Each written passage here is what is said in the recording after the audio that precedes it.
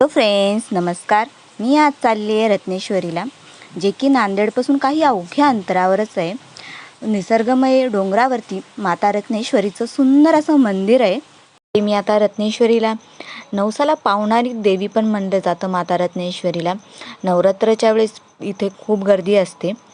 मी देवीच्या गाभाऱ्यापाशी, चला तर मग लागूया लाईनला देवीच्या दर्शनासाठी. गर्दी अशी होतीच, कारण नवरात्राची वेळ असल्यामुळे गर्दी तर राहणारच देवीच्या दर्शनासाठी.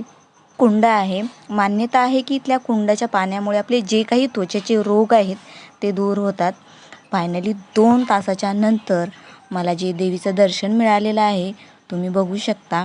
तर आहे माझं दर्शन देवीचं.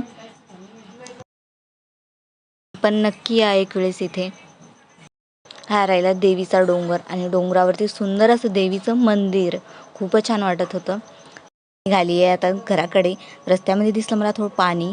एवढं सुंदर असं ठिकाण होतं, ज्यामध्ये मी पाय टाकून बसले थोडा वेळ पाण्यामध्ये खेळत. खूप छान वाटत होतं, मज्जा येत होती अशी पाण्यामध्ये पाय टाकून खेळायला, निवांत असं बसून. दिसत होतं सगळीकडेच पाणी पाणी पाणी. छान वाटत होतं. मला पाणी पावसाळ्यातच बघायला मिळेल. तर कोण कोण माता रत्नेश्वरीला आलेलं आहे कमेंटमध्ये नक्की सांगा. Bye bye everyone.